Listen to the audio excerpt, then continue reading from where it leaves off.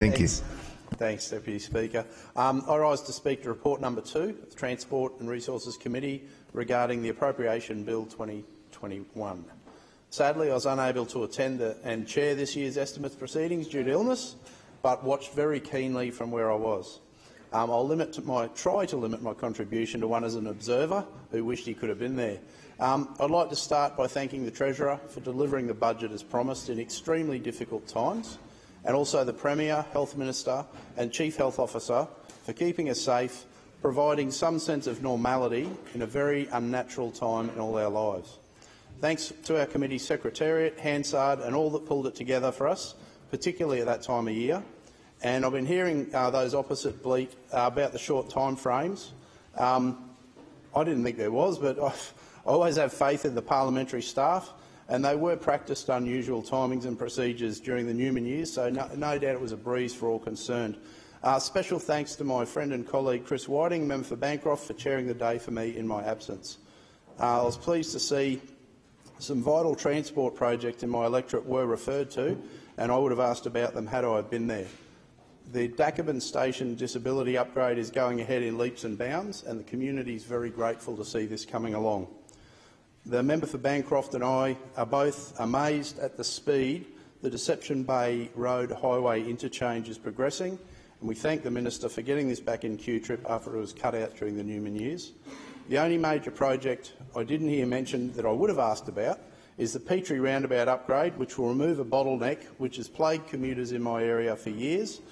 And now all the service relocations, resumptions and everything are done. The contract's been let and it'll be underway soon as well.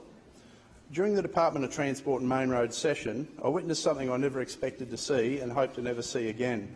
The member for Maroochydore, who's a former Speaker and is looked up to by many in this place, showed a blatant disregard for process so badly that she was asked to leave under standing orders. I was shocked, and the few people I'd encouraged to sit with me and watch estimates were as well. That it was pretty despicable. It did seem, though, during estimates overall this year, there seemed to be a general disregard for process from those opposite. No Speaker accepts that behaviour in this chamber, and I hope we can have more decorum from members' next estimates instead of that.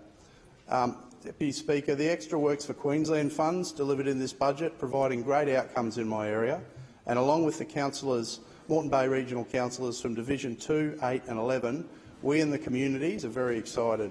More jobs, helping local tradies get through this COVID pandemic.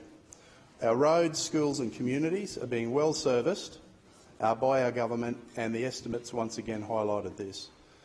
As a chair, I'm always interested in the timings of the questions during estimates and how those opposite complain they get an unfair proportion. This year was no different. We saw the non-government members get 53% of the time, government members 42.4%.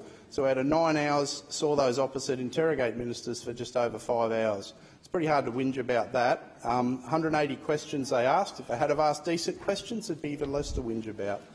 I'll finally turn to the opposition's statement of reservation, or statement of rhetoric, which is a more accurate name for it. They call for a different estimates process, which is frightening, as last time they put them all on in 2 days, which didn't last as it was a failure, and provided, in my opinion, far less scrutiny than the process we undertook late last year. Once again, as an observer, I can't really go. I wasn't there. I wish I had been. So thanks to all who did participate, and I look forward to chairing again next time around. Mr. Madam